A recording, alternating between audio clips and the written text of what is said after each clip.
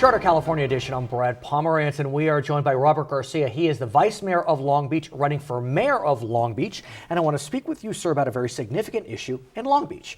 And that is the question of what's known as the breakwater. For those of us that don't live in Long Beach, although many do who are watching, back us up and talk to us about what the breakwater is, why it's there.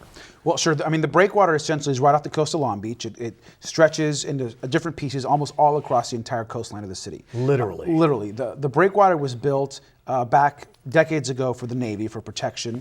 Ships were being built, our fleet was there, but then as the Navy left most of Long Beach over time, when the wars, the war died down and so forth, the breakwater remained. And so it continues to be there till this day. And what does the breakwater do? Well, what the breakwater does essentially is it's created a completely different ecosystem, and honestly, a natural ecosystem along the Long Beach shoreline. So it does not allow for normal tidal flow.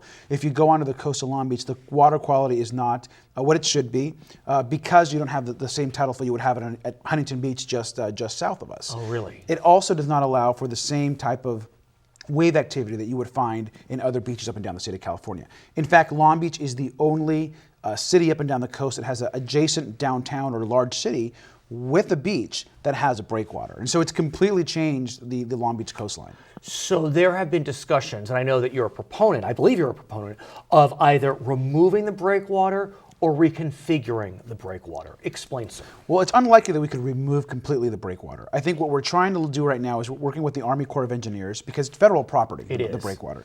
We're working with the Army Corps of Engineers and Congress to see if we were able to put together a huge study that would look at possibly reconfiguring part of the breakwater. We've done one study already that kind of took us to this step, and so now the next step is this major ecosystem restoration study.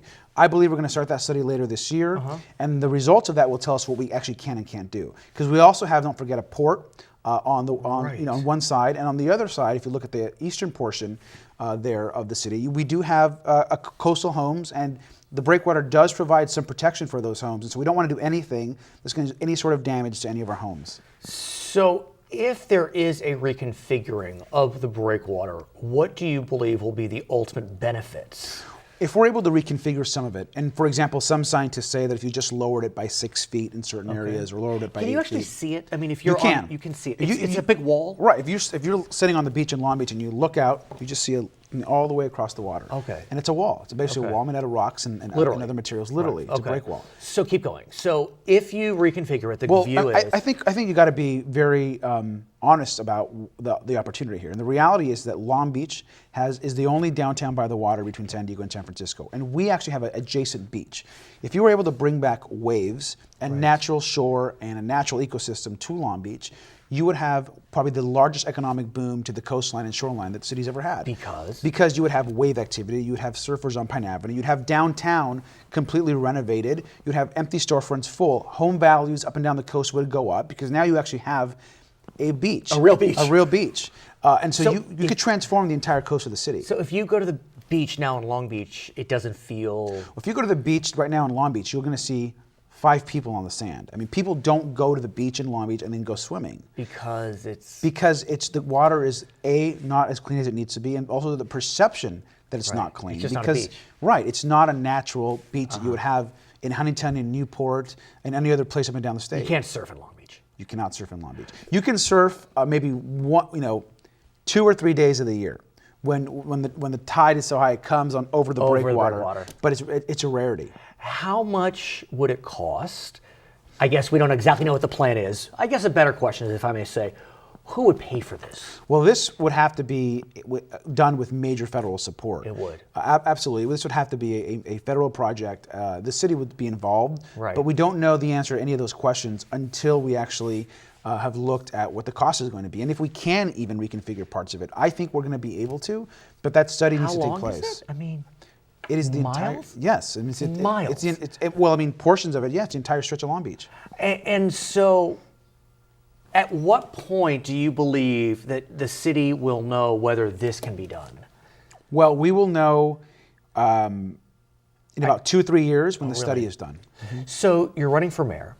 And I want to get a sense from you, is this an issue that you're hearing about often? Are people keying in on it? Is it all of a sudden entering the public debate? I think it's in the public debate. It already is, I think yeah. This is nothing people new. know about the breakwater if you live in Long Beach. It's constantly discussed. I hear about it all the time. And I think people want to see the ecosystem restored there. People want to have waves on the beach. People want to surf in Long Beach. We would completely change the city as a destination, as a tourist destination, if we were to reclaim our shoreline back. What else are people saying to you as you make your run for mayor of the second largest city in Los Angeles County? Well, I think people want first to stay financially responsible, which we're doing. And we spent the last 5 years getting through this economic recession, and having been on the council now for 4 or 5 years, I understand what we need to do to keep the city moving forward, financially on track. And let me ask you about the fiscal state of the city. During the time that you've been there, you've seen some real tough times, but we have turned a corner. I mean, Long Beach, like many cities, has turned a corner. And as we look at the budget today, we're looking at either a balanced budget or maybe even some surpluses. But as we look forward, the clouds are a bit grayer. Sure. And the clouds are grayer because of pension obligations that were made before you got on the council. Not an uncommon story. In the early part of the last decade, we know that many bargaining units were able to extract pension enhancements without even the cities realizing what they were getting. I know this is new news, and I don't want to kind of drill you on the new news, but as a general proposition, should you be mayor, what do you do with pension obligations that were made in the past? You can't really touch them at this stage. What do you do? Well, I think first you continue doing what we've already done. And I'm the only candidate running for mayor, I think, with a clear record on pension reform as well as fiscal stability. We've already reformed all of our public employee pensions. That is a true statement. And we've gone from a really pension crisis to a $250 million savings over 10 years just on those pensions alone. Now, moving forward, that's going to be incredibly stabilizing for us financially. But we've got to go back, work with our city employees, and see what else we can do. The reality is that through our pension reform, our employees are now paying the maximum that's allowed per our pension system and state law. The state is going to have to come in and make some changes. And we have to look at particularly new employees. I mean, listen, if someone's worked their whole life and they've worked hard, they have their pension, they deserve to have some security for their family. But things are also different. I think now as new employees are coming in, we've got to look at new systems of work. And the only way we're going to survive as a city is if we look at reforms consistently. And when you think about the city of Long Beach, it's undeniable that the port, we've discussed the port, is a huge economic engine. And we know that the Port of Long Beach is working to stay competitive. The Middle Harbor project, for example, is coming online, greening the port. But we know that there is tremendous, tremendous competition coming from all over the world, including and especially the Panama Canal. Now, I have seen studies which indicate that if the twin ports are going to stay competitive, they need to spend billions of dollars to keep up. What's your vision for the ports of the future as potential mayor? Well, I think you got to start with looking at what we have right now. The reality is that 30,000 direct jobs in Long Beach are through the port. Hundreds of thousands of jobs when you look at regionally and the impact. Right. So the port has to stay competitive. And I think if you start off by looking at what we're doing now. We're doing about over 90%, 95% of our trades all with China. Right. And it's great. We want to keep that business. But where can we grow? Where is that other 5%? That's in south of the border in South America. And so we've got to look south and increase that 5-7% that we're doing and make that 10%, make that 15%. And while we keep our China base, we've got to grow down south. And that's going to be extremely important for us as a port moving forward. We've got to invest in infrastructure. The port has got to stay competitive. We've been doing a lot of that work. The bridge is being built. We're looking at light rail, other issues that we're trying to do at the port. So that's got to continue. But we've also got to sell Long Beach across the world. We have to have a good spokesperson to the mayor that's going to be in Beijing, in Rio, in New York, and talking about why people should bring their business to Long Beach. That's going to be very important. And do you feel as if the twin ports are working together to make it as economically efficient to be competitive, because they are twins? Yeah, I think they are. I think they can be working closer together. I think that I have a very good relationship with Mayor Garcia in Los Angeles, and I think it's going to be a great partnership. His name is Robert Garcia. He is the vice mayor of the city of Long Beach, candidate for the mayor of Long Beach. My name is Brad Pomerance. This is Charter California Edition. In what year did the U.S. Army Corps of Engineers complete the construction of the Long Beach Breakwater? 1940, 1943, 1946, or 1949? Construction of the Long Beach Breakwater was completed in 1949, delayed in part due to the World War II. It's Charter California edition. I'm Brad Pomerance. We are joined by Laura Doud. She is the city auditor for the city of Long Beach, an elected position. But apparently you aren't going to have an election because you're running unopposed. How did that happen? Well, thank you. Congratulations. That's true. And I'm happy to start my third term when this comes about. But I think our office is doing a pretty good job. We're working hard. I have a really great staff that work really hard. And you need to be a CPA to run for this office, so I think it does limit the pool of candidates qualified. Interesting, though, you decided to ask that your name remain on the ballot. Yes. And I understand why, but tell our viewers why. Well, thank you. Yes, I did have an opportunity to be appointed by the council, but I thought it was important that the citizens of Long Beach elect their city auditor. The city auditor really reports to the public. They are my client, and so I thought it was important that I was elected in that. It's a reminder to the voters that this is a position that's not appointed, because in some cities it is. It's a true appointment. Yes, it's not elected. And it's not as if it was going to cost more money to have your name on the ballot. There was an election anyway. Yes, that's right. But I did pay the fees to put on my name on the ballot, and I did complete all the disclosures and the forms and everything necessary to put my name on the ballot. And I just thought that was really important. And I think we are one of the few cities that has a city auditor, and I think that's a good thing. Let's talk about an audit that just came out. Boy, did it rock the city of Long Beach, really the whole region. And it dealt with the Long Beach port.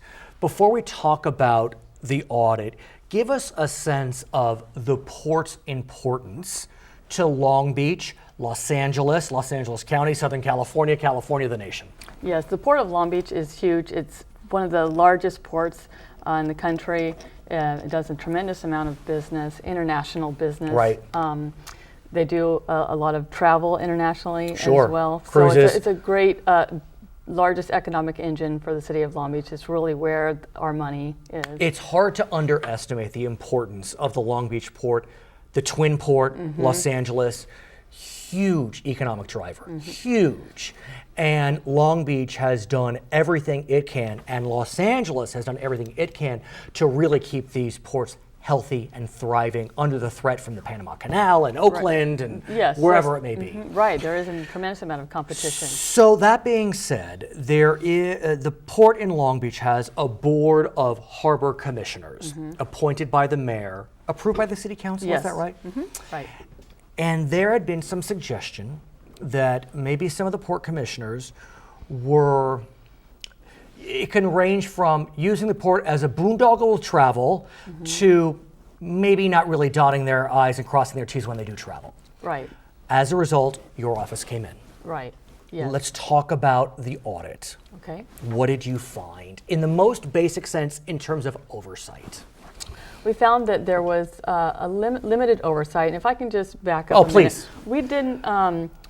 We didn't question the validity or the relevance of the trip itself. We know that harbor commissioners need to travel international to establish relationships, promote the city of Long Beach and the port. I'm very glad you brought that up, because it is a good point. Like you said, it's a marketing tool. Right, that's right. So we didn't validate or whether or not that was important or not, but we did look at just sort of the documentation of the receipts if the travel was in compliance with the established policies in place. So you were looking at travel expenses. Yes. And one of the reasons I wanted to talk to you about this is because I learned so much about travel in general by reading through your audit. I mean, there are things that I didn't know that apply to you and me, not just the port. Such as, boy, I love this one. One flies, the spouse flies for free. Yes. Not so much. No, that's sort of a marketing tool that one of the companies uses to sell more tickets. But really, they say that they're companion tickets, and it says the companion will fly for free. But in reality, the primary ticket holder's ticket, the secondary ticket is built into the primary ticket holder's cost. So as a result, the primary ticket holder's cost is really double of if somebody were to fly single. So in the final analysis, it wasn't as if the spouses of the commissioners were just, added value. I mean, there was a cost to that. There was a cost to the primary ticket holder ticket. So then there's the question of hotels. I know I'm not perfect, believe me, but when I book hotels, for my work, I try to be cost conscious. I try. Right. It appears that wasn't happening in this instance. No, there's a lot of moving pieces in reports travel and regarding the planning of travel, the booking of travel, the reimbursement of travel, whether or not business was taking place. So there's a lot of different people with their hands in pots. The cookie jar, right? That's right. And so as a result of not really having a coordinated effort or one administrative unit overseeing the travel and everybody doing it in their own, the cost comparisons weren't making sense. We weren't really getting the most cost competitive prices for flights, for hotels, and so forth. Is there a travel agency that works with the port? Yes, there is, but sometimes they use them and sometimes they don't. So commissioners were allowed to book their travel on their own, and staff was able to do the same thing. So I think if they had all used one centralized unit, then they could have contained the cost a bit more. And you think about bargaining power. I mean, that makes all the sense in the world. Right. If you have 5 people traveling together, or 10 or whatever it is, you would think there could be a negotiation or whatever it may be. Right, because on top of the commissioner's travel, staff was traveling as well, and they travel quite a bit. Throughout the year, there was $600,000 we found. So we were recently, I had the good fortune to travel to Washington, D.C. to interview members of Congress. It was quite a treat. One of my producer decided that she was going to bring her husband. She made it very clear the delineation between when she was on her work time and when she was on her husband time. She spent a few extra days. There was just no question that the end of the trip was her personal travel. Right. Maybe that didn't happen as often as it should have. That's right. Whenever the commissioners were on business, we didn't question any expenses. When they were with a client, we didn't question any expenses. What we really zeroed in on their personal days and when they were not with a client. So, the policy wasn't very clear on what constituted early arrival and late departure. We get it that you need to arrive a day early when you're traveling across the across the world. Right. But they're sometimes traveling more than a day before and staying. I guess what you're trying to say is there wasn't ill intent necessarily. There wasn't criminal intent or whatever it was. It's just the policies were loose, and there was a need to kind of really tighten it up a bit. Yes, that's right. At the same time, there's the question of documentation. I mean, I just scanned all my receipts from my Washington, D.C. trip, and again, I'm not perfect, believe me, but I really try to make sure I have receipts and for everything. If I don't get reimbursed. Right. Not so much here. Again, it was very limited oversight by the finance department and at the harbor department. Right. And not a whole lot of reconciling the receipts back to the itinerary when they were on business, when they were on personal. So one of the things, the commissioners also never signed their travel reimbursement forms. We found no initials or authorizations for anything. So it was just a very loose, and we wanted to tighten it up. And some of the receipts were in a foreign language. Right. So you don't know what it said. Yeah, and that's right. And they didn't know really what it meant. Language, right. But they still paid for it anyway. So we're asking them to, have better documentation to explain what these travel expenses were for, the purpose and intent, business intent, and it'll make things much better. What happens now? The audit seemed to uncover some very important points that will save the department. Again, no allegation of criminality per se, but things that we can do to tighten it up. What do you do next to make sure that they look at your audit findings and enforce them? That's a great question. And I do want to say that the harbor was cooperative in this whole process. They agreed with our recommendations. They know that they need to be established. They have, Harbor Commissioner has already established a committee to set better travel policy specifically. Our audit also recommended that they come back in 6 months to explain how they have implemented the recommendations in the audit. So we can ensure and enforce the recommendations. That this is just not a report that's going to sit on a shelf and collect dust and everything. But what means a lot to me as an auditor is that changes are being made, improvements are being made. It's that government's actually working. Who would have thunk? Government's actually working. Her name is Laura Doud. She is the auditor, the city auditor for the city of Long Beach. My name is Brad Pomerance. It's Charter California Edition. Which port is the busiest port in the world?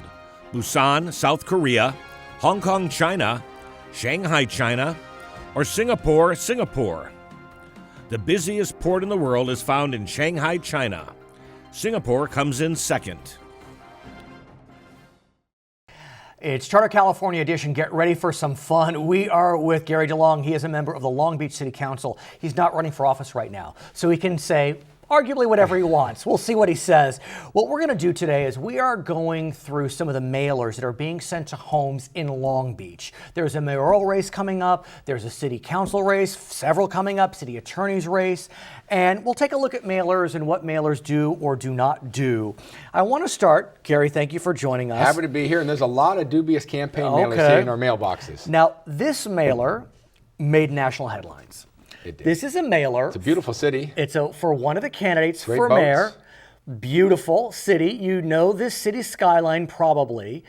Here's the challenge. Not Long Beach. Yeah. Yeah. Begin.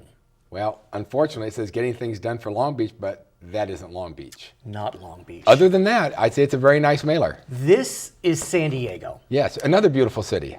How does this happen?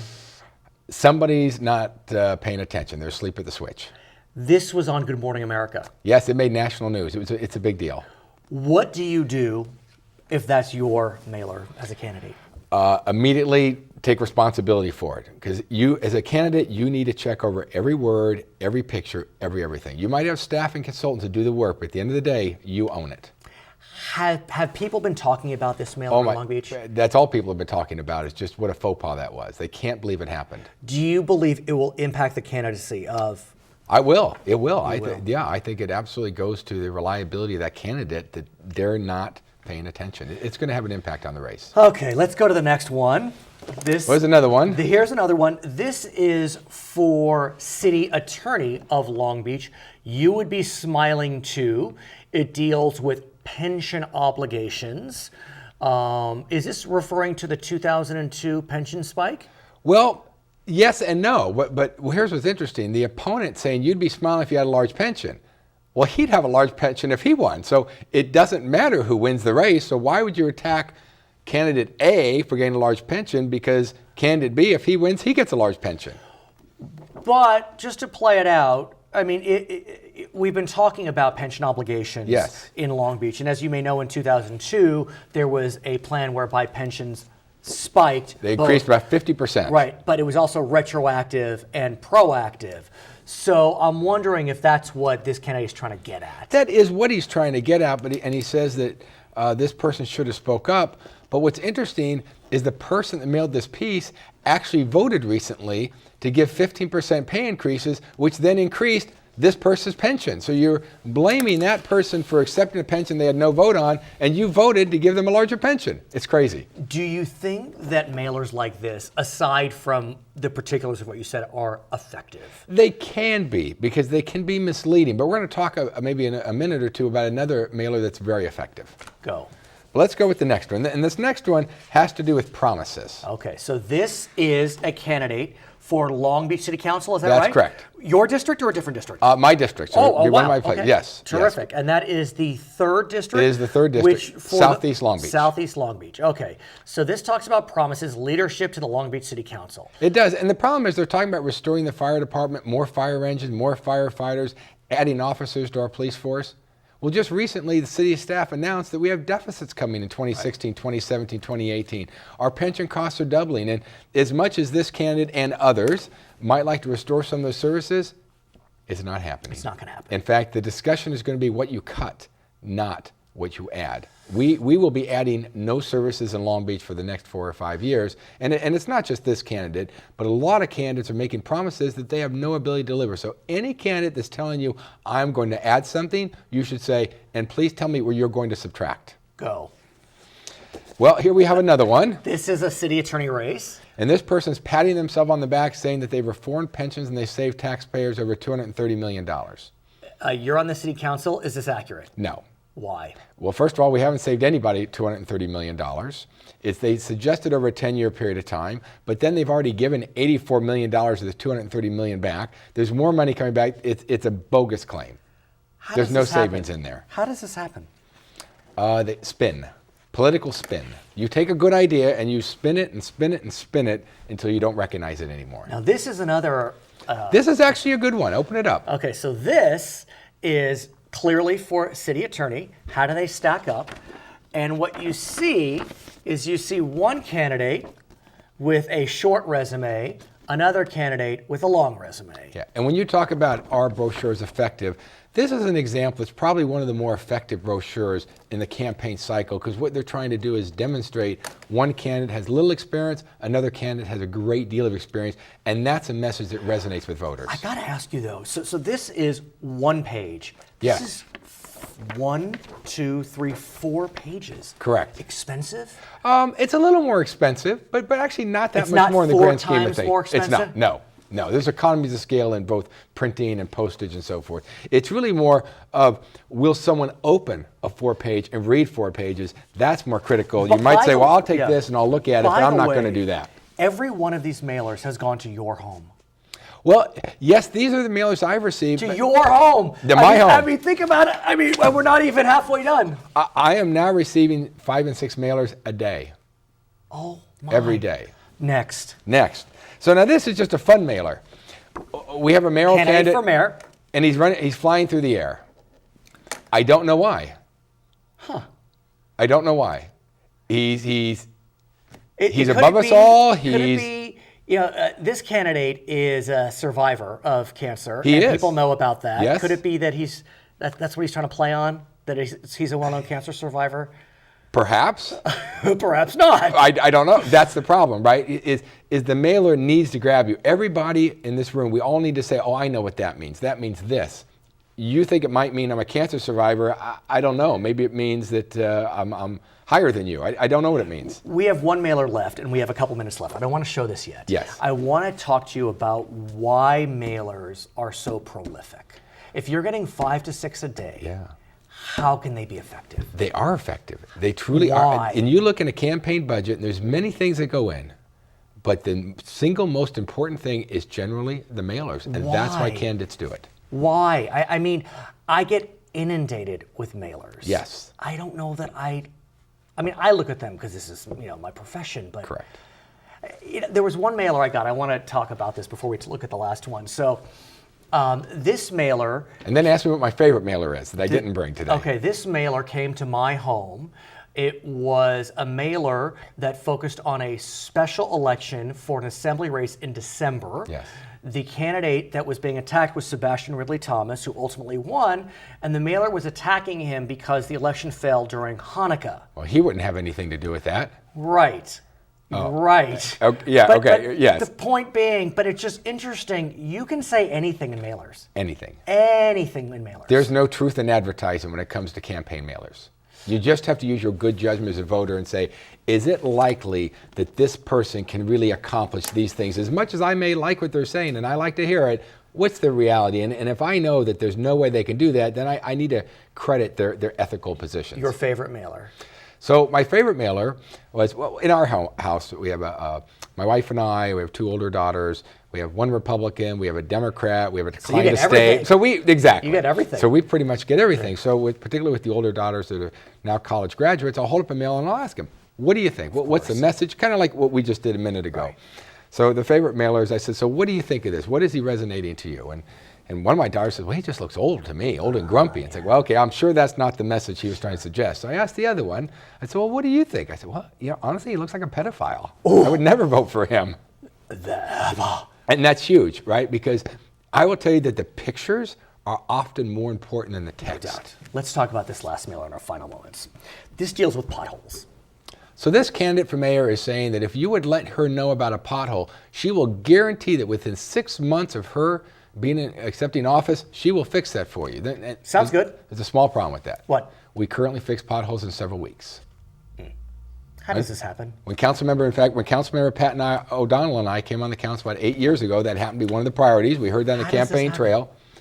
And the reason I find that more concerning than a picture could be a mistake. It shouldn't be made, but it's a mistake. This shows that you're actually out of touch. He's Gary De Long. I'm Brad Pomerance. It's Charter California Edition.